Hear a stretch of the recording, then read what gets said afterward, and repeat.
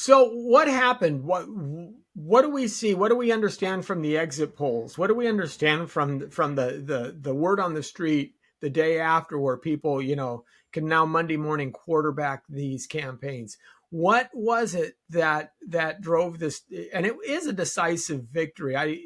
One of the blessings of the outcome was the fact that the victory was decisive enough not to cause tons of contention like you'd have in 2020 or even 2016, or even what was it, 2004 with Bush and Gore. What or 2020 maybe, 20.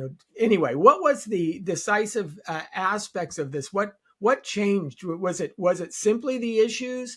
Was it that Harris was too little, too late? Was it that the demographics of the country had changed? What do you attribute to this significant outcome distinction from, say, 2020? Well, there's probably a bunch of factors, and it'd be fun to unpack them with you guys. But kind of one big one that's been happening since 2016 is you go back to 2012, Obama Romney. Obama alienates the traditional Democratic blue collar working class base by saying, look, they're just clinging to their guns and their religion. And in that kind of dismissive remark and other actions, they got the message like, we're not really wanted in the new kind of modern, upscale, elite Democratic Party. So Obama was not something that they were going to support. Then, if you picture yourself as a blue collar working class voter in Michigan, Wisconsin, maybe Appalachia, etc., you look across the aisle and the Republicans put up Mitt Romney, white collar, financial guy from Boston, Massachusetts. They're thinking, I don't have a lot in common with Mitt Romney. And so they're looking around, they're like, I don't really have a party that speaks for me. I don't have a party that I can be a part of. And so people like Sean Trinity at Real Clear Politics like documented there were about 6 to 7 million missing votes in the 2012 election. Like people just stayed home, and there's good evidence they were largely in kind of this blue collar, working class, urban or Appalachian environments that are just like, hey. And there's probably you got probably anecdotal evidence where people just stayed home. So by 2016, Trump had said, well, you know what, I'm gonna speak to that group, and I'm going to try to bring them into the Republican Party. And it's been somewhat of a hostile takeover, right? I mean, Republican elites have not Yeah. been open or friendly to the Trump migration of these blue collar, traditionally Democratic voters into the Republican Party. But from 2016, it was like a shock and awe kind of thing. It was like a reemergence of these so-called Reagan Democrats from the 80s. Like now he's trying to permanently bring them into the Republican Party. But by 2024, with all that we could talk about, all the things that happen, it's not shock and awe. People are kind of used to it. And, one could argue that this migration of turning the Republican Party into now a multi ethnic, blue collar, working class party is maybe near completion, where he's just it's hard to say. Elections are fickle things. They could maybe migrate away, but I'm not sure where they would go. Yeah. So that's one factor. There's others we could talk about, but And the addition of JD Vance, does that help that whole cadre?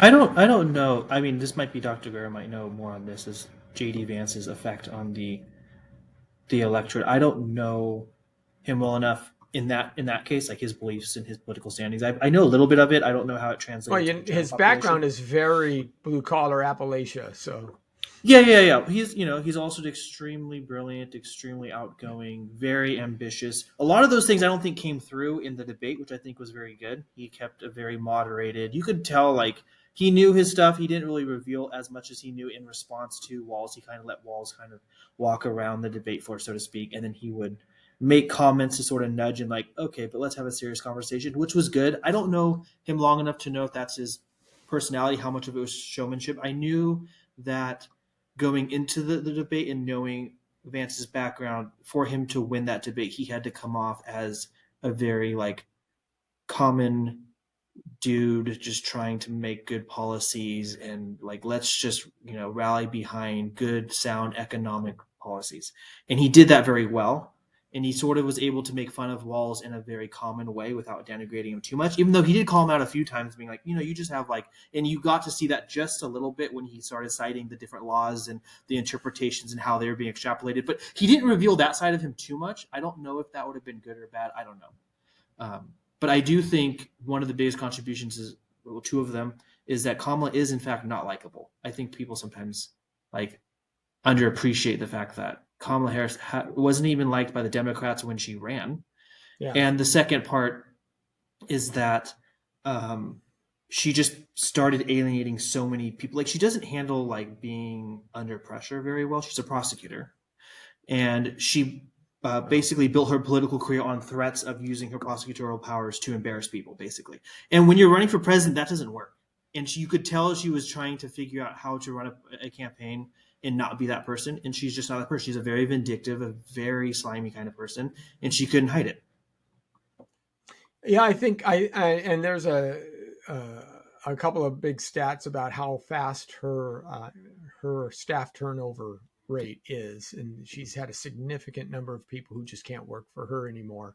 So, but that was true of Trump to some degree as well in his first term, because Trump is a known entity, and some have theorized that number one, Trump is a known entity. He's had a presidency before. We kind of know what to expect under him. We wouldn't know what to expect under a female president because we've never had one of those before. I don't know if the female aspect played as big a role as some are making it, but we do know what we felt under a Biden presidency. And I think that, to my mind, when Kamala went on The View and was asked, what of Biden's policies would you change? And she said, I couldn't think of one. I mean, that had to suck all the air out of the room in many people's minds. So it seems to me that but look at her position. It's hard because Biden wasn't writing his policies. Like, to be clear, right. What policies would you change of Biden's? It's hard to think of one because he didn't create any. And so the question comes, of course people get all like upset when you say this, but it's almost like, how many of Obama's policies would you have changed? And that becomes very hard when you're in the Democrat position, because Obama controls the Democrat Party. Like, this is sort of how it has been functioning. And like, pay attention like to the sort of like ruling class of the Democrats, like that is who runs it. And so, yeah, Kamala doesn't have anything to say about what she would change with Obama's policies. So she was honest. She was just being honest. Right. But do you think that had an effect on the voters who are saying, I don't want 4 more years of what I suffered under Biden? Yeah, because getting to the exit polling, it was saying that one of the number one issues for voters was the economy and the country is going in the wrong direction. Like 70% said that. And so when you have a candidate saying, hey, this wrong direction we're going in and the policies that have been leading us there, I wouldn't change any of that. Well, that's going to have effect certainly on independent voters. And they're thinking, well, why? Inflation is killing me. I'm losing my job. The country's going in the wrong direction in any number of ways, and you wouldn't change anything. I think that was effective. That hurt her amongst independent voters. Some of the exit polling also showed that it was saying, when did you make up your mind? It was way out. It was before July and September. So a lot of people had their minds made up already. They knew where they were going. And then there was a battle for those kind of independent kind of the mushy voters. And that type of comment is not going to endear you to a swing voter who's feeling like the country is going in the wrong direction and you wouldn't change anything. Yeah. And I think, and this is what I add to Dr. Guerrero's point, because I think he's right. The biggest, I think, like fundamentally the biggest shift was that Trump was able to create sort of this working class coalition across Democrats, across Republicans, across libertarians. That was on point. Black males were up. Yeah. And ethnic. All of it. Hispanics were up. Yeah. But even Arabs in Dearborn, 6% for Trump. Yeah. I mean, 6% Trump. Amazing. No, it was incredible. And I think the other side of that is that when you had the media, at least, I mean, like, I was watching CNN today. It was just beautiful. They're like, oh yeah, we used to jokingly call this a flyover country. It's not a joke anymore. There was this sort of like, when the media took over as like the kingmakers, they denigrated that coalition, like out of the box. That was just their way of doing it, and how they would attack Trump's policies was always sort of denigrating flyover country people. The basic working, man was a horrible, misogynistic, racist person. That was their angle, and Trump, capitalized on it. He was able to bring them together, and the media just made it worse. Like, So this is where you got the double campaign effect, the coalition yeah, building, and then the denigration of those people. Like, they would not come back to the Democrats. And on the coalition point, if you look at the exit polling on total family income, in the middle income range, most of those voters went for Trump. In the bottom income range, those went for Harris, and the upper income range went for Harris. So classically, the middle class, the bottom and middle, the mid tiers, income wise, went for Trump, and the bottom and the top went for Harris. Which, so you can kind of see the coalition that Trump was building, this multi ethnic working class coalition based on the middle class and middle class concerns of, again, the issues we've all heard about, immigration, inflation, the economy. Those are things that the upper classes don't so much care about those things. The lower classes have programs designed to kind of bolster them, and the middle class is getting squeezed in these areas, and that seemed to come out in the exit polling and perhaps in the vote. Yeah. But that's what you have. You have how the Democrats have structured their party platform is you have basically two classes. You have the elite class and the dependent class, and those both vote Democrat. And so the question is this middle class, which is being carved away by the Democrats, so they're very open about this.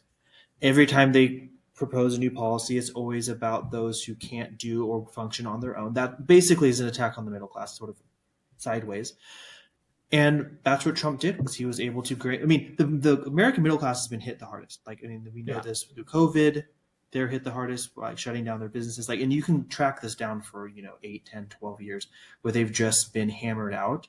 And Trump was the only one that was willing to fight for them, especially how he fought for them. And again, this is how I said the media sort of continue to fan the flames, like how Trump negotiated for some of these Mexico car plants.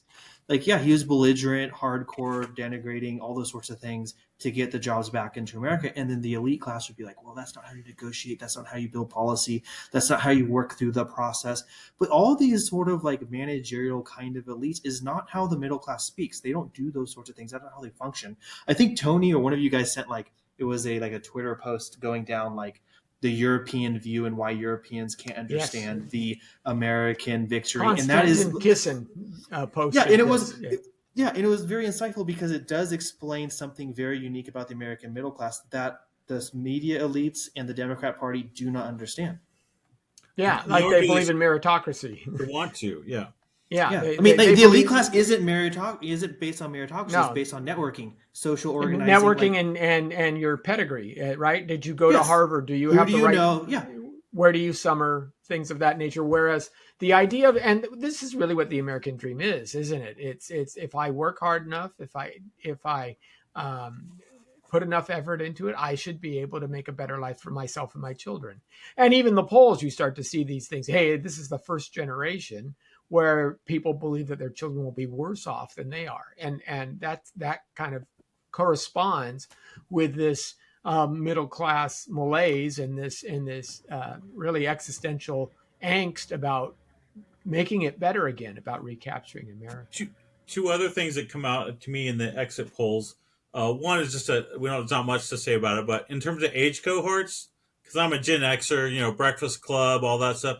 Gen X is the only age cohort that went Republican. The older, the baby boomers, the hippie generation, they went Harris. Which is Although amazing. some people have wondered whether there's some ballot harvesting issues there because you'd think they would be more conservative. And then the younger generations went Harris as well. It was only Gen X, Trump kind of won on the efforts of Gen X,